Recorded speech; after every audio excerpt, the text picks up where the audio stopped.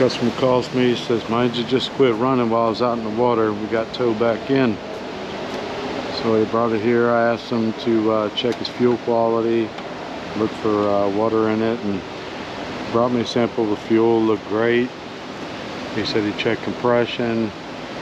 It's got even compression on all 6 cylinders, and he brought it to me, and we did a spark test.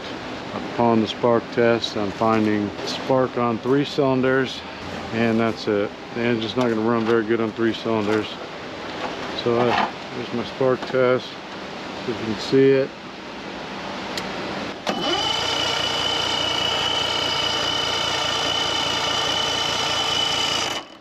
It's very faint and probably hard to see, but I have spark on these 3 cylinders. It's pretty weak on this one. I don't have anything on these 3. On these CDM motors, the stator, it's a 6-puck stator. Each one of them fire up a CDM coil. So I'm suspecting the stator's bad, but on these motors here, the first thing you want to do is start cleaning the grounds. Most of them are going to be 5/16 bolts. And you go up here first for the stator ground. It's right here, it's grouped up in a group of wires. This is the ground for the stator. These are leads. And I'm going to turn this. Good contact, it looks pretty clean. I honestly don't suspect that's an issue, but never know till you know. Don't change anything.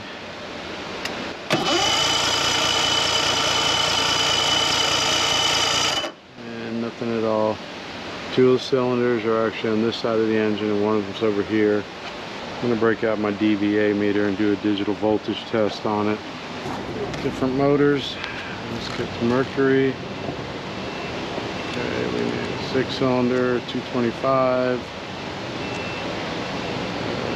about a 96, I believe.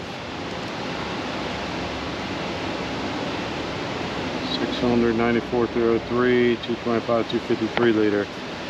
Okay, so it says to test green to ground, green to red, green to yellow to ground, green to blue to ground, so forth.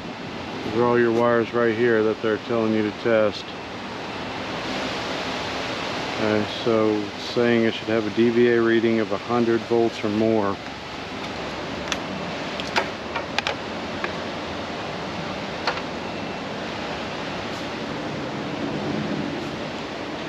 Okay, so I'm going to take my ground lead and I'm going to find a ground. So sufficient. Should work. Turn this DVA meter on, 200. That'll put us in range. And that's the first lead. Get it cranked. Okay, about 150 volts. Second lead. Nothing. Third lead. 130 volts. Fourth lead, 130 volts. Fifth lead, 130, and the sixth lead. Alright, so it seems we're pretty isolated to this green wire with the red stripe. So we can find out if that might be creating all these problems. Looks like at one point in time the wires were rubbing the flywheel a little bit. The green and red one looks intact.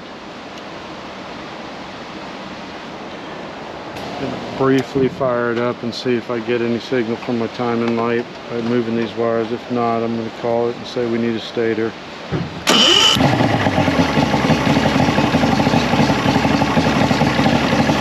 That's what we need.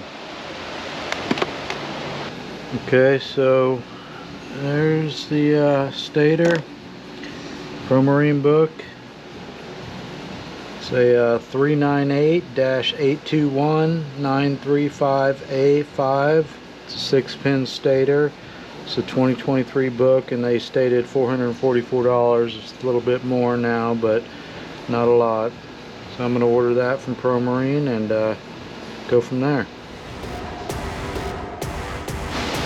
Okay, so I picked up the stator from Pro Marine.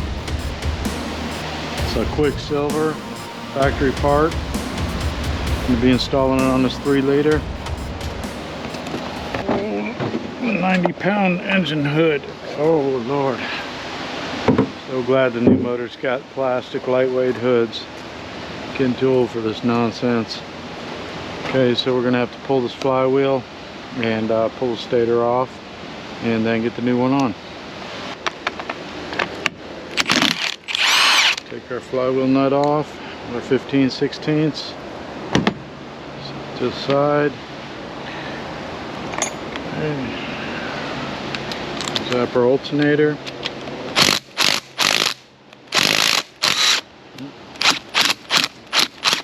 Have to loosen it. There we go. 5/8 underneath, 13mm on top. That's it. Belt. We'll take our mercury flywheel puller, run it back down. 5/8 on the top.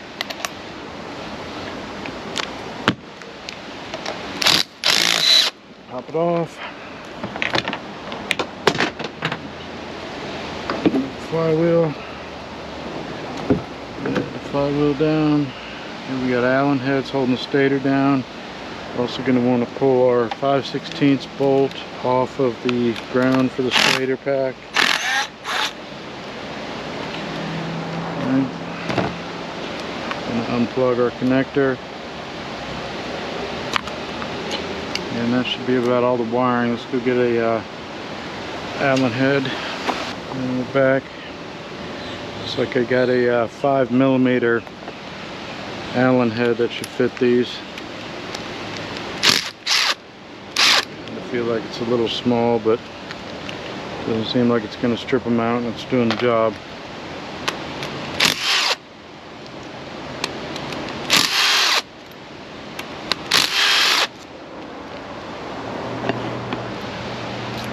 Once you got the 4 bolts off, stator lifts off.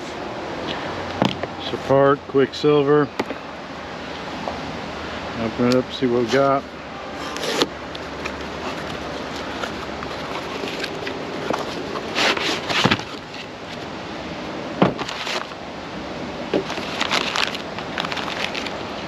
Okay, that's our stator. Visually looks good.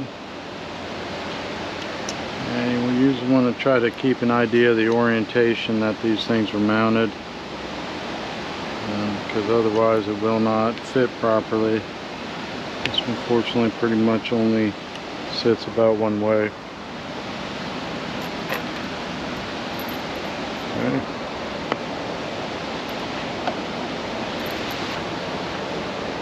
Okay, I like to put a drop of Loctite on my threads, not much. Enough to keep these things from possibly vibrating loose when hitting everything up under the flywheel. I normally use a blue for this, but red is all I got, and I don't seem to have much problem really taking the red back off. Simple things, especially if you don't use a lot.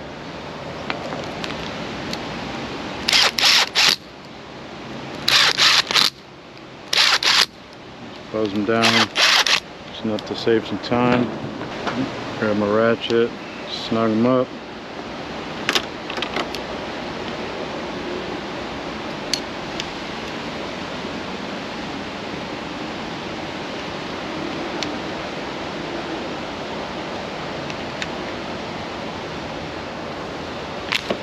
Okay. And down here we're going to mount our ground strap and our bracket. We're going to mate it up to that keyway, and be careful not to knock the keyway out of the flywheel or out of the crankshaft. And it should set down right there. Yeah, I don't know if you can see her or not, but you can still see the keyway. That tells me it's still there. Washer goes down.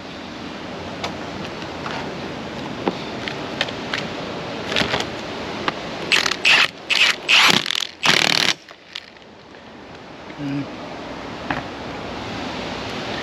Let's get our belt.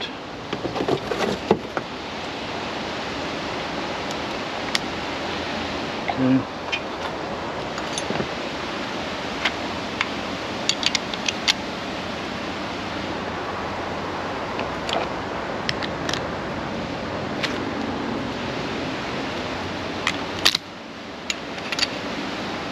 Close up on it. Good. I want it. Okay, that's not too bad. Just got to be careful not to make it too tight. It'll burn the bearings out in the alternator.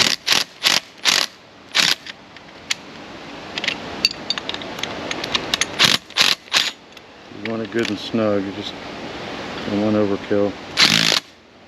That's nice. Yep, that worked. Alright, we got our stuff back together.